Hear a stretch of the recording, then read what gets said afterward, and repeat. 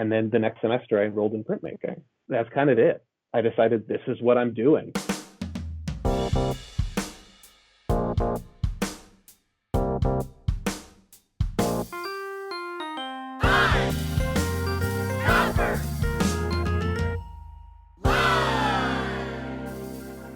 Hello, print friends, and welcome to the 82nd episode of Pine Copper Lime, the internet's #1 printmaking podcast.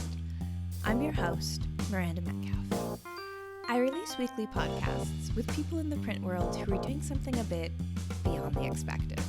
So please subscribe on your podcast listening app of choice. You can also find Pine Copper Lime on Instagram and Facebook and YouTube, and you can find all this and more at pinecopperlime.com. We also have a Patreon where generous and lovely print fans sign up at tiers that start at just $1 a month, and as of this week, every tier will have access to a new feature in our PCL community. Shop Talk with our editor, Timothy Pauschak. These are brief, short, all business, quick and dirty tips and tricks from our guests. What kind of paper do you use and why? What's the most important thing to know when starting up a print shop? How do you get your screens washed out so well? What's your best dancing tip? This is technical printmaking nerd content at its finest. Check it out now through the link in the show notes. And if you haven't heard, but I'm pretty sure you have by now, Pine Copper Lime does have merchandise to show your printmaking support. This week, though, we're trying something a little bit different. We have a new t-shirt design offered in collaboration with our guest this week, Mike Pennekamp. It's a fun one. Printmaking forever, shun the non-believers. Pine Copper Lime is brought to you by Speedball Art Products, who've been offering a diverse range of high-quality products to your creative practice since 1997. Products like their line of professional screen printing tools. Speedball believes professional-grade quality doesn't have to ruin your budget. Their aluminum squeegees, scoop coaters, and high mesh count screens are all perfectly suited to outfit your workshop without changing your books from black to red. So, if you want to upgrade your space from hobbyist to pro, head on over to Speedball's website to see where you can pick up your new favorite setup. There's a link in the show notes. My guest this week is Mike Pennekamp. We'll talk about being led to the print studio by the sweet sound of the Dead Kennedys, the labor of printmaking, and how the screen print studio he works for has had to switch gears during COVID, the strange American landscape that makes up his art practice, and the wonderful world of print art collecting. So, without further ado, sit back, relax, and prepare to go through those flat files with Mike Pennekamp. Hi, Mike. How's it going? I'm doing well. How are you? I'm good. Thank you for joining me from snowy Chicago all the way to hot and humid Bangkok. Actually, I don't know if this is a weird flex, but I have to turn off my air conditioning. Sorry, there we go. I forgot to do that before we started recording. Sitting here, I have 2 pairs of socks on right now, and you're telling me. There we go. Yeah, so we're across space and time and definitely climate for sure. But I'm really glad that we could get a chance to connect. Yeah, so am I. I'm excited to be here. Excellent. So before we dive in and we talk about your practice and your collecting and all kinds of that sort of thing, can you just give a little introduction to all the folks listening out there tonight and let people know who you are and where you are and what it is that you do? Absolutely. Hi, everybody. My name is Mike Pennekamp. I'm a printmaker living in Chicago, Illinois. Excellent. So I've just sort of known your work, I guess, kind of by reputation. I know we have a lot of friends in common, just from the SGCI, Print Austin, Print World kind of circuit. And yeah, and I've admired your work. I've seen mostly relief work from you, and we can definitely talk more about your practice from there. But can you let people know how you came to printmaking? Absolutely. I came to printmaking, and I think I would like to say that most people come to it this way, but it was by accident, almost completely. So it turns out I actually carved a block in high school, like a small little, lino block, but I completely forgot about that. I've only recently unearthed that, going through some old stuff. But I've always been a maker of some sort. I've always been told I was an artist, and I think that has a lot to do with really supportive family and maybe my stubbornness to like do anything else or pursue anything else. I don't know. I was somebody that was always drawing in little sketchbooks or notepads, little legal notes. It was just always something that I did, and so going through high school, art was what had my main. That's what I focused on. And when I graduated high school, the easy step was, or the step that was assumed was, you go to college. Mm-hmm. And so that's what I did. And I didn't think about it. I went to the closest school to my hometown, and that was Southern Illinois University in Edwardsville. Yeah, just kind of dived into the required classes and then the art classes or electives or whatever I could take. And I found myself always in that art building. I didn't really leave. I didn't do much else. I buried myself in that building, in those rooms. And I think my social life probably suffered a little bit because of it, but it's pretty isolating, or it can be. Yeah. No, I think I know what you mean, because I think one of the things that people don't understand about art making, and really don't understand, I think, about a process like relief, printmaking, or drawing, or really anything, is that artists spend a lot of time alone.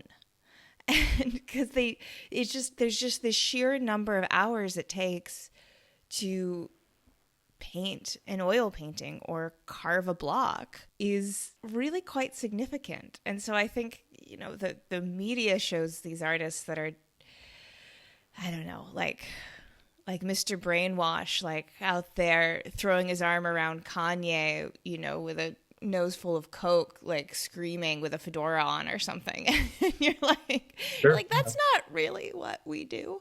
It's just kind of, so I think I definitely know what you mean about that kind of isolation that can come with the creative process that people don't really see, or they don't really understand as part of making, and a big part of making, for sure. I mean, I don't want to come across as though I'm, more dedicated than anyone else, or I want to cast all that aside, and I don't want to imply anything like that. But the fact of the matter was, I was in that building a lot, and I was, after hours, kind of by myself until 2 or 3 in the morning, working on some dumbass like charcoal still life. Like, it didn't really matter. I knew that art and like image making specifically was something that I wanted to pursue, and everything influencing me was pushing me in this direction, like just go to school and pursue this. But there was one day that I was walking, I think it was probably like 1 in the morning, and I think it was a song from the Dead Kennedys. I think it's probably Holiday in Cambodia or something, but it was, echoing through the hall, and I had no idea where it was coming from, but I was kind of curious because I don't run into people in the art building, and it turns out it was this weird little corner, this little area away from the painting and drawing where I was spending all of my time, and it was the printmaking and photo department. And I just kind of poked my head into this classroom that was booming this music that I was familiar with and partial to, and there was just one guy that was working on like a lithostone or something. I don't remember his name, but it was just immediately, I'm seeing these big presses and this equipment, and these images on the wall that were prints, but I didn't know what that was at the time. I just knew that this was an atmosphere, that this is a place I wanted to be. And I don't know, I kind of realized what printmaking was, or was explained to me with this guy. I kind of talked to him, and then the next semester I enrolled in printmaking. That's kind of it. I decided this is what I'm doing. I don't know. I wish there was something more poetic in that story. I love it as an image that you kind of had this siren song of the Dead Kennedys wafting through an empty art building. And it was beautiful to hear you talk about that moment of just walking in and seeing the art and seeing the presses and just thinking, oh, yeah, this is where I'm supposed to be. Yeah, it was just there, and then everything else, that because I don't know it took me a while to get through to earn a BFA. I don't remember how long actually, but yeah, like it was, as soon as I found out what that was what I wanted to do. And it was kind of this urge to just do that. And, all my other classes kind of got cast aside. They were all secondary to this process, and that's when my grades started slipping a little bit because it was just focusing so much on this thing that I did, and yeah, I just kind of never looked back.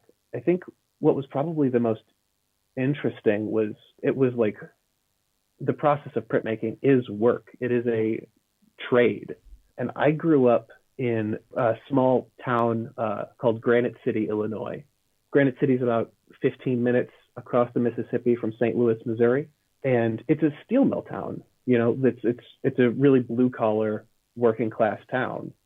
And so there was the notion of, getting up, going to work, putting in work.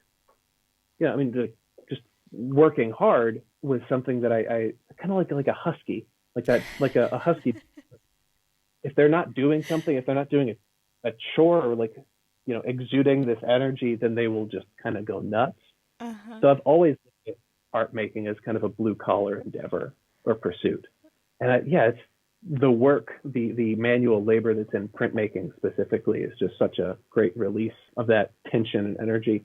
It's such a wonderful observation and connection. And it's something that, as someone who studied the history of printmaking, I love it when people kind of point that out, because it's only really, really recently in our Western history that we started to think of artists as something special, like the genius, it was, you didn't want your kid to be an artist in the 1500s in Germany because he's going to work with his hands, and I say he because obviously women didn't work, but it would be like, he's going to work with his hands. What is he, like a cabinet maker? What is he, a coal miner? Yeah. And there was no distinction. There was no, this is this special endeavor and this is manual labor. It was like, no, it's all manual labor. Yeah. I think it's similar to like the way we see actors and actresses and the kind of like famous entertainers. If you go back far enough, these people were like, they weren't respectable members of society. Like at least largely, kind of viewed.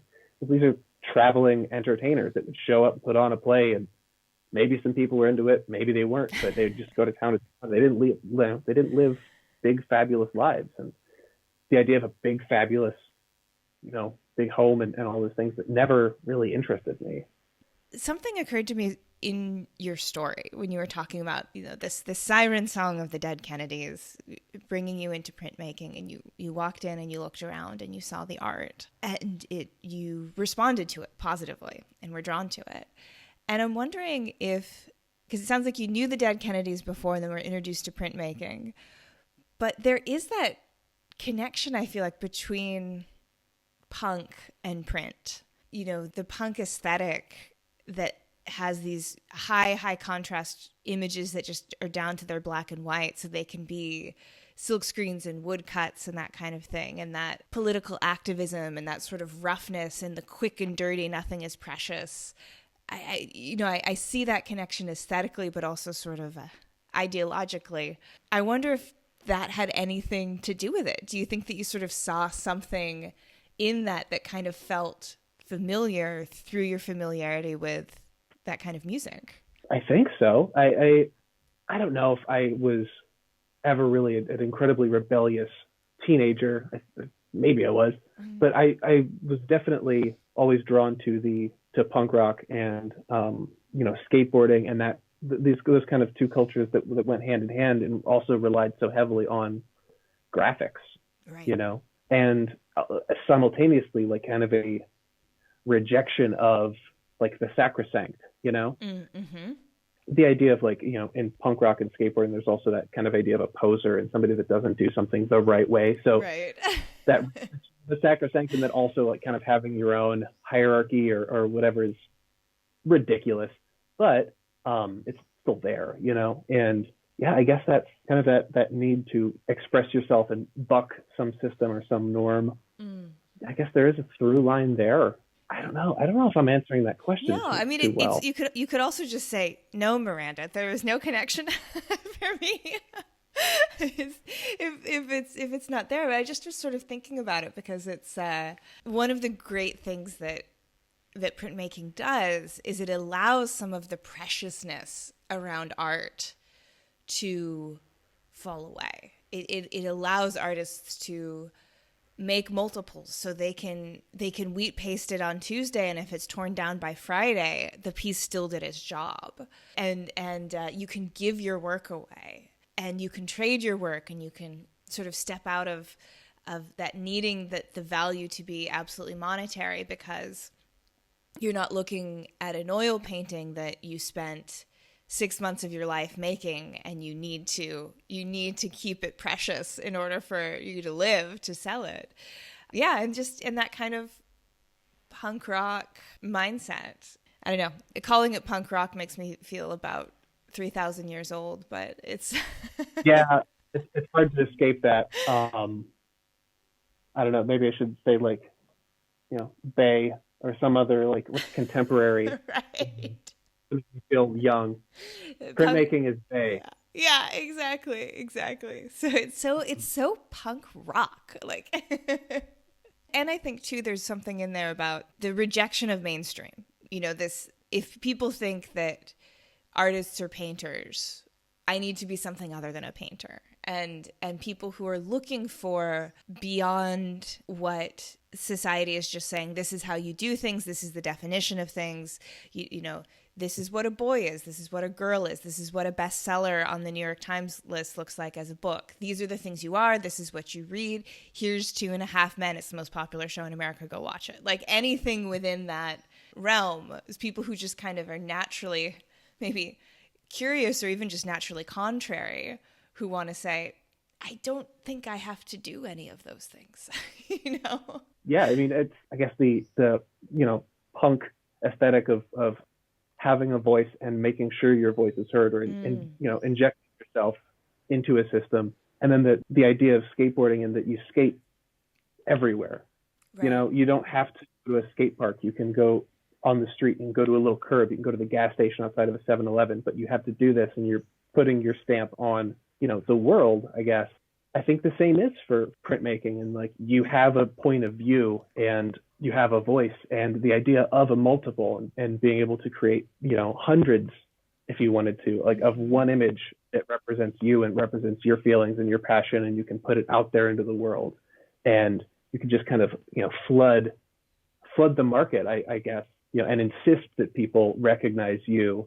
I don't know. It's just such an empowering idea, because that's what humans are, right? Human nature to need to be heard and validated in some way, Absolutely. I think that's really beautiful and important, and what it's all about in a lot of ways, for sure.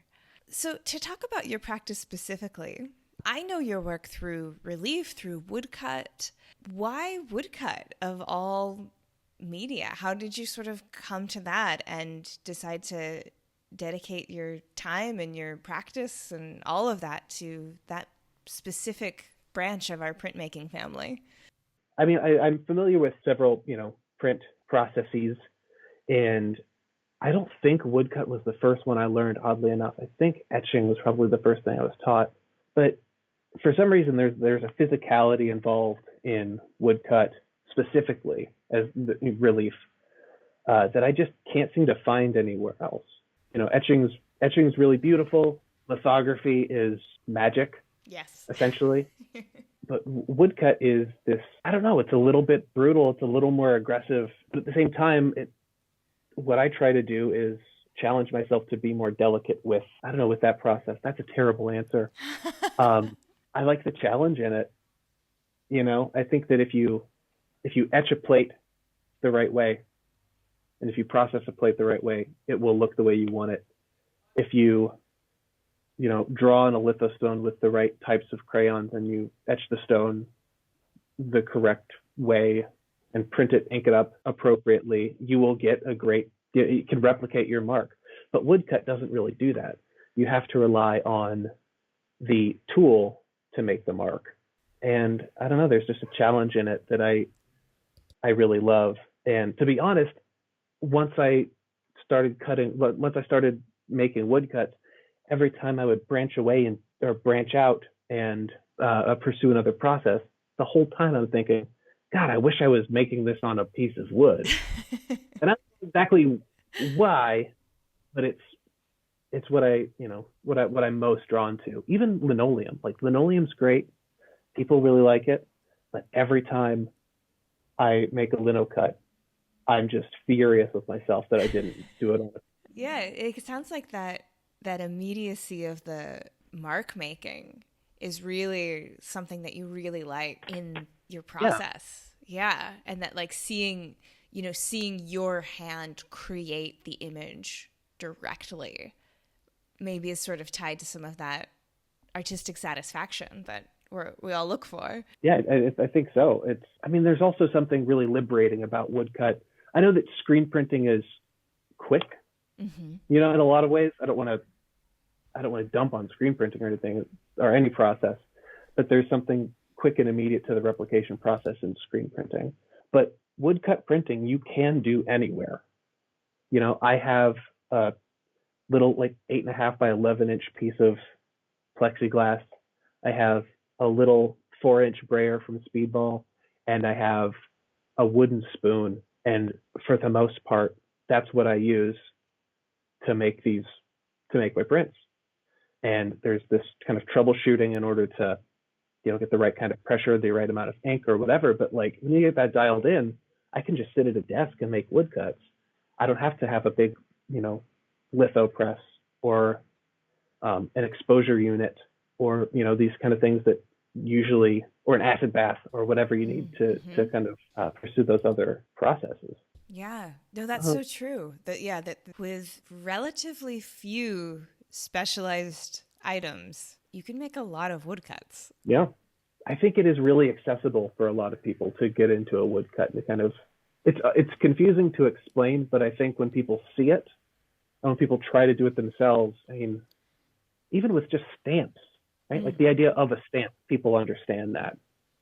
And if I have on many occasions described what I do as making big stamps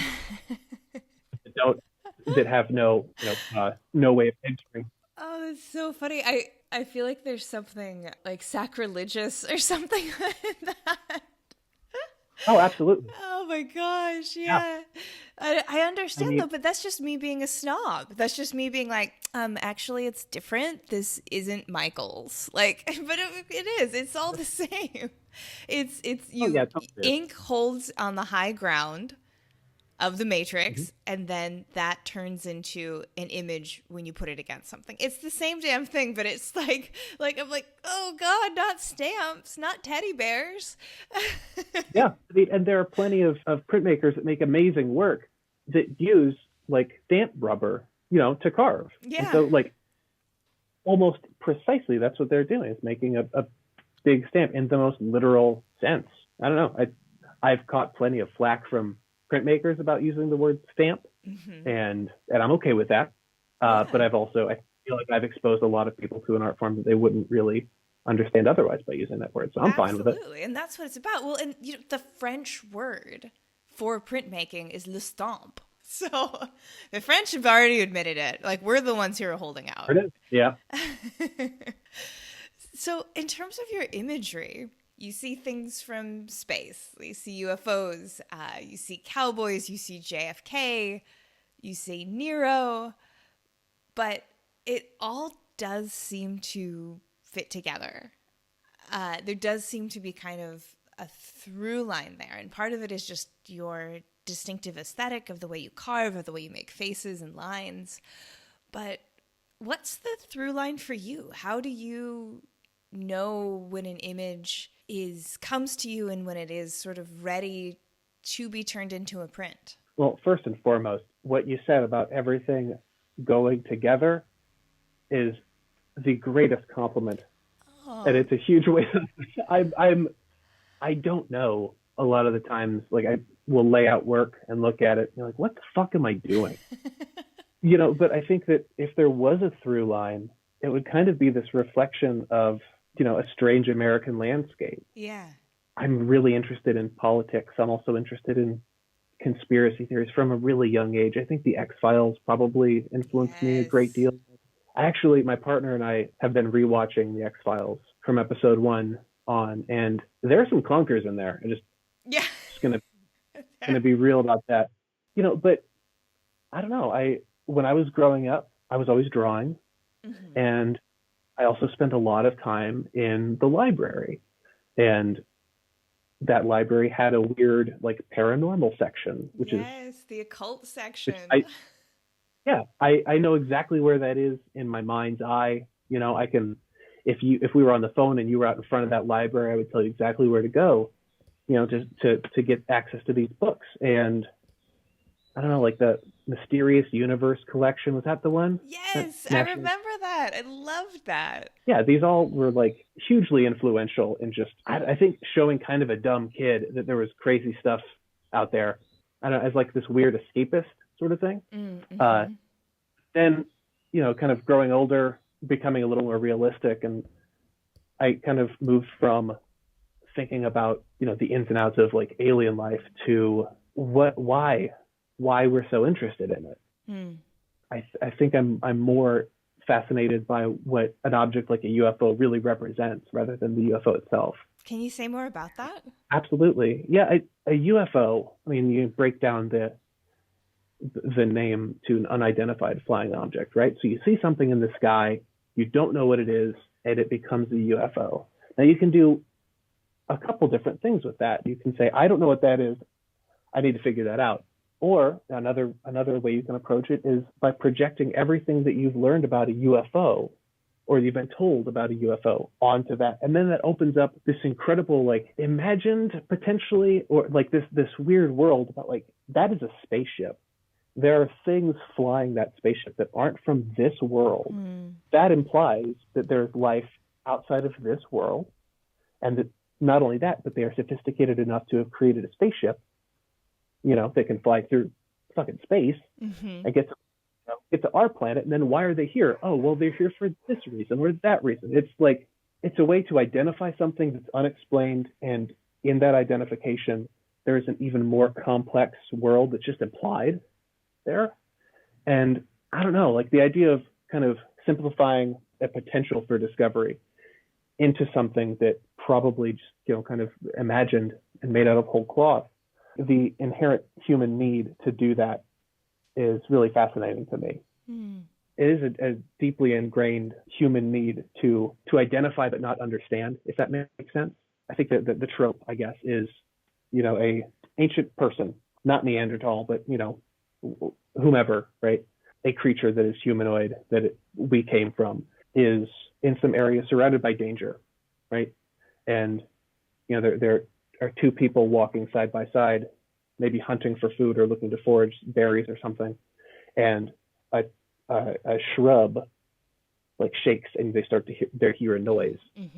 That noise sounds sinister or something. And there are two things that you can do. You can either say, that is a danger and I am going to leave, and you run away. Or you say, I don't know what that is, I've got to find out. And on the off chance, or probably more likely chance, that is a predator, then that need to explore and discover, that genetic line is gone. Yep. And so the person that jumps to a conclusion and runs away, frightened, or just to protect themselves, they pass on their genetic material is what gets passed on. Well, I think for me, it in a way kind of circles back to what we were talking about earlier about people who want to explore beyond the mainstream and how that is a smaller percentage of people than those who are very comfortable functioning within the mainstream. I think that is true. Yeah, because it's like, well, most of them who wanted to explore beyond just the information they're given, most of them got eaten. But a few of us, it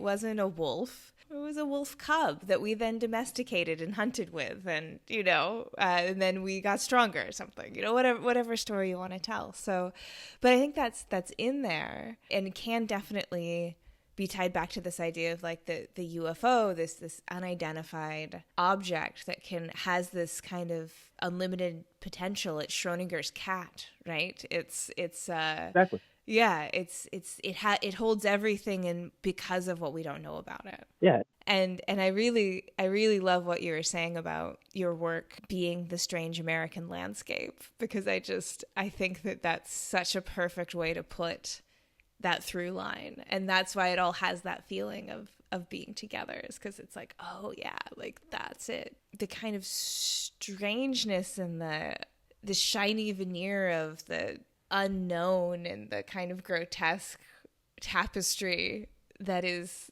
American culture, it's all in there for sure. And I think that the way you carve that, like really, really detailed lines, for instance, on like Ronald Reagan's face, it captures, I think, that kind of strangeness and like the grotesqueness of that. It's supposed to be all perfect and shiny and, oh, he was a cowboy. But when you look closer, it's like, ooh, that's, wow. Yeah. Oh, yeah. I mean, if anybody wants to just get upset, I suggest you research Ronald Reagan. Yeah. I mean, specifically, but that doesn't have to do with art making. That's just politics and history. Yeah. But yeah, I mean, I think you hit it pretty dead on. It's in the last 4 years. I mean, the term post-truth has been around for a little while. I think it was in 1996, some paper that was written. Maybe it's 93, but I could be way off. But I think the idea of post-truth is fascinating and terrifying at the same time. And yeah, I feel like the idea of an authority or the notion of expertise has devolved in this weird way to where, you can live your life and just completely reject facts. You can pick and choose what you want to believe because we've reached a point where we don't have to worry about that monster in the bushes anymore. That predator is not there. So why do we still have this, this residual need to assume and react rather than discover? Again, I think I just may have talked myself into one of those corners. No worries. That definitely can happen when you're talking across space and time and to a microphone about aliens and Ronald Reagan. Yep. Ronald Reagan saw a UFO. Wait, that sounds familiar actually, but I don't know that I know, the details. Yeah, I think it was in 1967, I think. That was a good year for UFOs. Yeah, I mean, that was when he was a governor, I believe, of California, but he wasn't president yet. Or maybe it was 74. I don't know. I used to know more than I know now about president of the United States and their relationships with UFOs. So just to make sure we get to this with the time we have left, I'd love to switch gears a little bit and talk about Flat File Friday. Absolutely. Because I think that's a really interesting side of what you do. Could you tell the good people of America and beyond, what is Flat File Friday? Sure. So first, I mean, as far as like Flat File Friday goes, I do want to say that I didn't come up with the hashtag. It's a great alliteration, but that was just something that I saw. It's been around for a while. But I've been working with Speedball for a little while now as one of their demo artists. And when COVID hit the States pretty hard, people started spending a lot of time inside. And I realized that, I'm also spending time inside, and I'm surrounded by walls, and I assumed that people might become a little more aware of what's on their walls. There are a lot of times that people live and you exist in a home or an apartment, and you're kind of shown what is supposed to be up on a living room wall or in your dining room. You walk into a Target or something and there's like a framed photograph of the Eiffel Tower, and that's fine, but I'm not interested in the Eiffel Tower. I'm interested in these other things. When people are staying inside, now there is this kind of focus also on like self-care, right? Yeah. Self-care companies have kind of boomed a little bit, like, boutique candle makers or, the idea of like bath bombs, whatever the hell a bath bomb, I still don't know. It sounds amazing, but I've never used one. I don't know what it does, but like I always saw art or like looking at art as another form of self-care, as a way to bring legitimate joy to somebody. And yeah, to bring this back to the idea of what people are told is art, what people are, that authority of, what we should hang on our walls, or what we should, I don't know, what you should purchase, is usually pretty terrible. Yeah. Or whatever, and cheap. But I don't know, I wanted people to think more about collecting art. I wanted to demystify it a little bit. Yes. I've spent many years as a printmaker, and in that time I've acquired a pretty, what I would consider a really neat collection of prints from really talented people. And I felt like nobody was trying to, it didn't seem like anyone was showing their collection.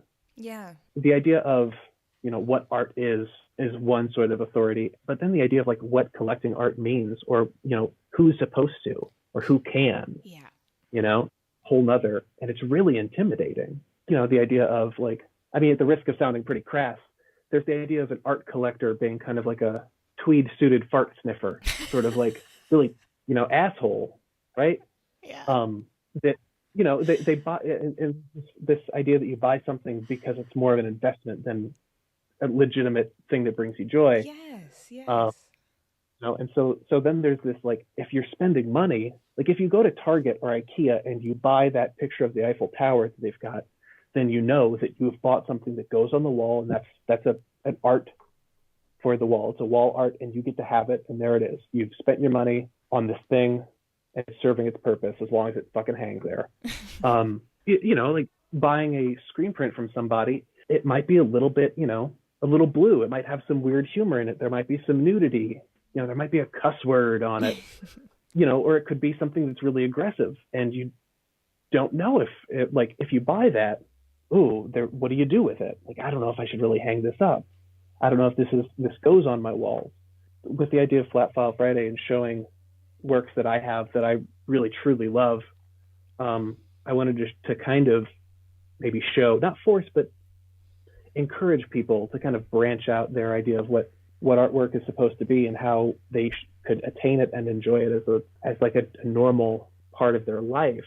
I think it's definitely spot on, and there's so much in there. It's like, that's such a rich vein to mine. I feel like we could have done the whole episode on it, given everything you just said, because this idea that art is not for me is this idea that I run into as someone who, for the last almost 10 years, have worked in the arts in some way as the conduit between the public and the art, run into it over and over and over again. This, art. Oh, yes, I did art in high school, but I'm not a millionaire. So, Yeah. Period. Like, full stop. Like, it can't, as if it's self-explanatory. And if we could normalize art collecting in this way, that this is something that you can do with your money that directly pays to patronize artists, makers, craftspeople, however you want to put it, that will then continually give you joy, or something to think about, or remind you of something that you like, or reinforce your values. And it's not just this wall needs a picture because it's blank. This is something that somebody made, put blood, sweat, and tears into, and it gets to hang in my home now as an artifact of someone's extreme creative endeavor. Is beautiful, and people don't realize that it can be for them. Like, if you can buy a pair of Birkenstocks, you can buy a print. Like, it's just a fact. And not all of us are going to be buying Rauschenbergs, of course, but a lot of us could be buying Pennekamps, Yeah. The world would be such a beautiful place if everyone was buying Pennekamp. A Pennekamp in every home, yeah. No, I mean, yeah. If you go to a restaurant, I mean, all these examples kind of suck now that we're in COVID times, but like, the idea of going out and getting a meal, right, for two people, I guess $50 if you really wanted to kind of go all out, 25, $25 to $50, or you go, to the mall or whatever website I guess you go to for like fast fashion and you buy something for Right. $30, $50, right?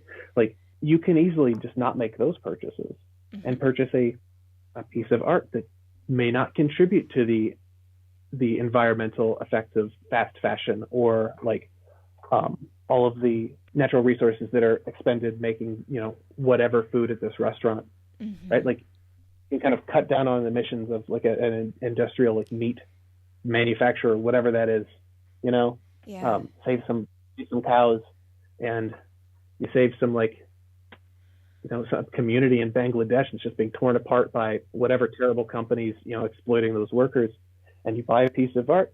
I mean, forgive the bombastic rhetoric or if this sounds too shiny and sunny, but could buying art save the planet? Yeah. Could buy somebody like putting money towards someone being able to pay bills and eat without and not push like giving your money to exploitative companies? Yeah. Could that save the planet? It could. Who's to say it can't? I'm not a scientist. Well, and I think something you said in there is significant too, that I don't think the general public realizes, is that when you buy art, you are not making a millionaire or a billionaire more money. You are significantly improving the income of an artist for that month or that week or whatever it is. And if you buy through a gallery too, most galleries are small businesses. Absolutely. Even if they're splitting that commission with a gallery, you're looking at a gallery that's often a family business that employs 2 or 3 people. And I know that galleries can get a bad rap, and of course a lot of that is through the media and, looking at these people in the upper echelons through the great Instagram account Cancel Art Galleries, where they are really calling out some of the super toxic practices at the really high-end galleries. But most galleries where you're going to be buying prints particularly, that owner is probably paying their employees more than they're paying themselves, because they're in this out of passion and that they are just trying to make it work, but they want to provide a space for artists and they want to provide jobs in the arts. And that truly is having speaking as someone who's worked in art galleries for a long time, most of them are pretty good, kind-hearted folks, truly, who are in it because they love art and they want to support artists and they want to connect people with art. So so when you do that anyway, you're stepping out. You're not getting Jeff Bezos another few pennies on his dollar. You are paying small businesses and you are paying makers when you collect, and then you get something that you love. I love my art collection. It makes me happy every time I look through it. It fulfills me in a really wonderful way. Yeah, it is really, I don't know. I mean, art is transformative, right? Like it'll transform a space, but it can also transform a person that's looking at it. Like it can really have a huge effect on someone. And as like, not only do I want to encourage people to consider buying art because I'm an artist, like there's obviously that kind of rising tide lifts all ships sort of deal, right? Like it would be stupid of me or dishonest of me not to acknowledge that, Yeah. I think there's a deficit of joy in the world right now. Yeah. And, like $25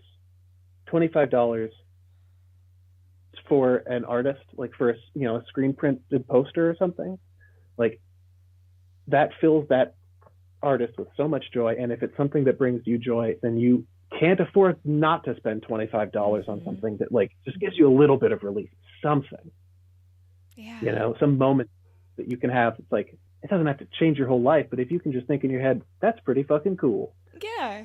Then the art has done its job. And, I've been able to sell some stuff And I'm beyond grateful to everyone that, and flattered beyond belief that anyone would think something that I've made is worthy of that.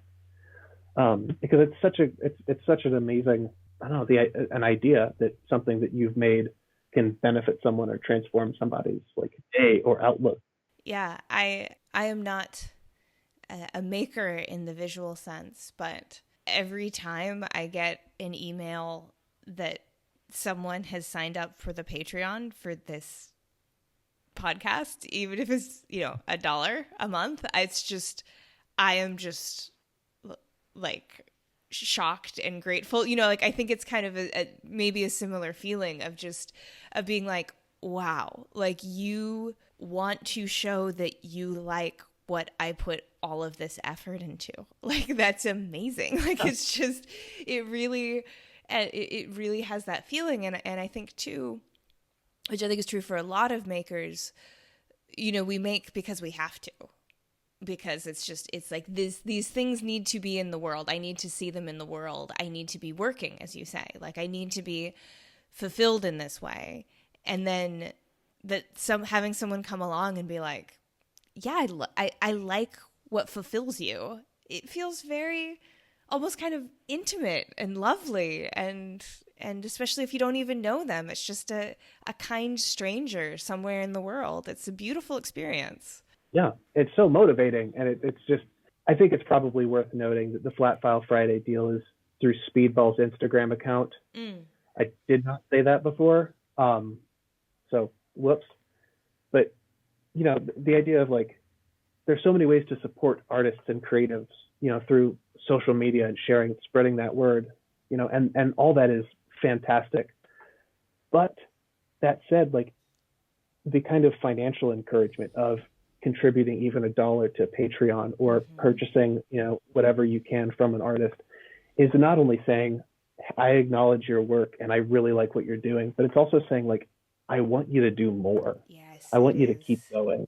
And there's nothing better. Yeah. I think people should give money to creators, if not for the love of those creators and what they're creating, but if you do it only to get a smug sense of satisfaction, that's fine too. That's fine too. I'll take it. Totally. Yeah. Yeah. And it's, so yeah, maybe, and this is like, I feel like this is, preaching to the choir to all the wonderful PCL listeners, but maybe you can go tell your Aunt Karen about this, guys. Like, is that, maybe next time someone is feeling a little restless and looking for retail therapy, rather than, I don't know, staring at another pair of yoga pants on Amazon for 45 minutes, like go to Big Cartel, go to Instagram, go just think about spending that $60 on a print instead. And you're gonna get a lot more out of it than those discount Lululemons, guys. And like, you're gonna be a better world citizen as well, if I may be so bold. But I think it's true. Absolutely. Yeah, I mean, does buying art make you a better person? Who's to say? I don't know. I mean, I can't say for sure, but I can't not say that it will fulfill you in some way. And I think that there's something in there, and I speak as this is someone who's been on the commercial side of the art world for a long time. There's something self-affirming about it, about looking at nearly infinite amount of artistic offerings of images that exist in the world and saying, this one is the one I love. It can be transformative for that person, and that they can look at it and it affirms something that they like about themselves or that they wish to be, whether it's more revolutionary or more calm or more sophisticated or less sophisticated, whatever feeling they get from that work of art, that continues to have those returns as they live with it in their home. And that can be a really powerful thing too, I think, for people to say, like, this is me saying something about myself and my taste. And, it's not from IKEA. It is not the safe bet.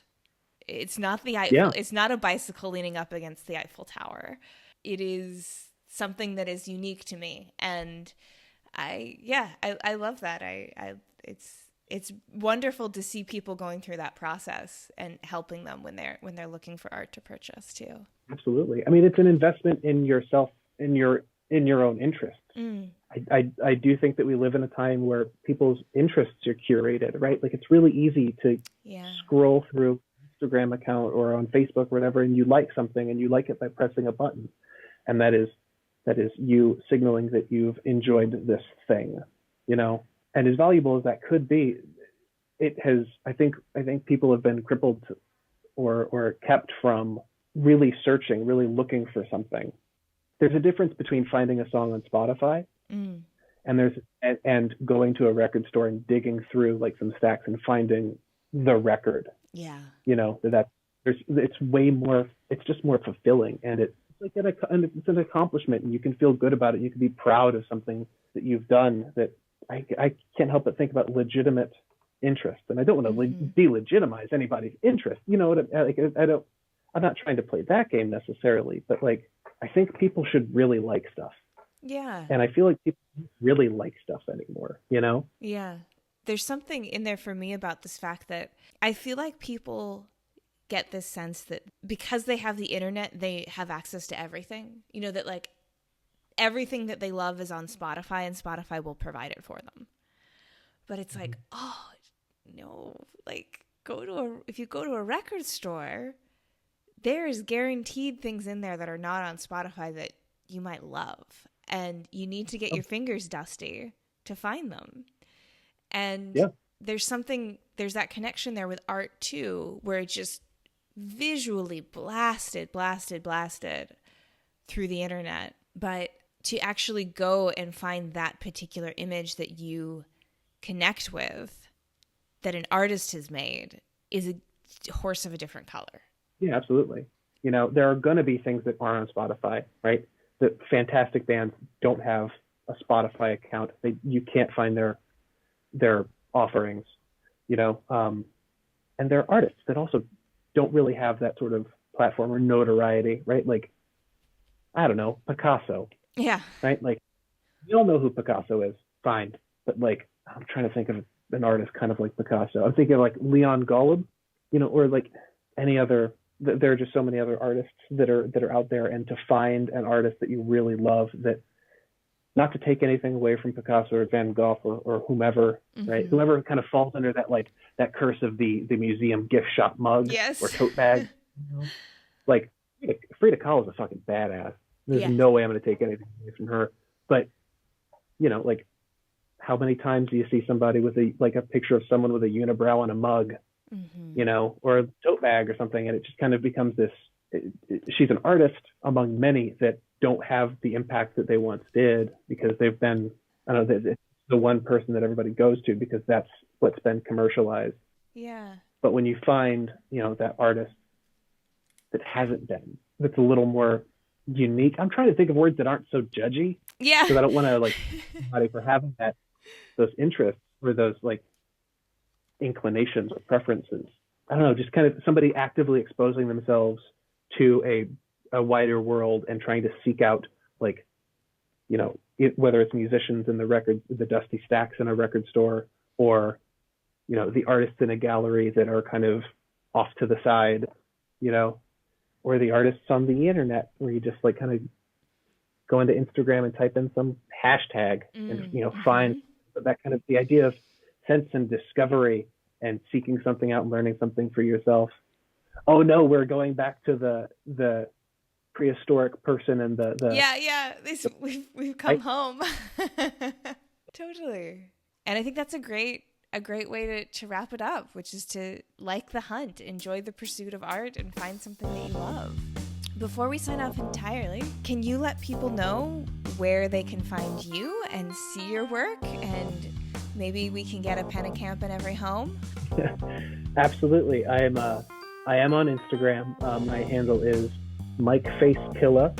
That is all one word. MikeFaceKillah. That's just a Ghostface Killah Wu-Tang Clan reference. Started that Instagram back before I thought that, you know, I'd be using it for anything even remote professional. So Cheers. But I don't want to change it now. Yeah. I feel kind of like it's kind of stupid, and I don't know, I enjoy it. Anyway, there's that. I have a website, MikePennekamp.com, but I think like most people, I need to update it. I need to get some better stuff. Then I need to make more things and refresh that website because it's pretty stagnant. Like, as much trash talk I may have said about social media, I really do love Instagram as a platform, and I've connected with a bunch of people over it. And if anybody wants to shoot me a message and just chat, we're all starved for human attention. If you want to say hi, I will say hi right back to you. Beautiful. It's fun. I've made some friends over Instagram recently, and I enjoy it. Oh, that's great. Well, I will definitely make sure to put a link to your show notes so people can send you a DM and we can have some human contact in our world right now. So you can go say hi to snowy Chicago from wherever you are. So beautiful. Well, it's been really fun, Mike. I loved this conversation and everywhere we went with it. And, I want to have a whole nother talk just about the X-Files. Well, we absolutely can. If you would like, well, just another day. Exactly. I love it. And well, that's our show for this week. Join me again next week for our double-release, bilingual, bi-monthly episode in collaboration with Ronaldo Gil Zambrano and our guest, Alexis Nutini. We'll talk about early cultural anthropology print inspirations, color theory, and long-distance collaboration in the time of social distancing. You won't want to miss it. This episode, like all episodes, was written and produced by me, Miranda Metcalf, with editing by Timothy Pauschak and music by Joshua Weber. I'll see you next week.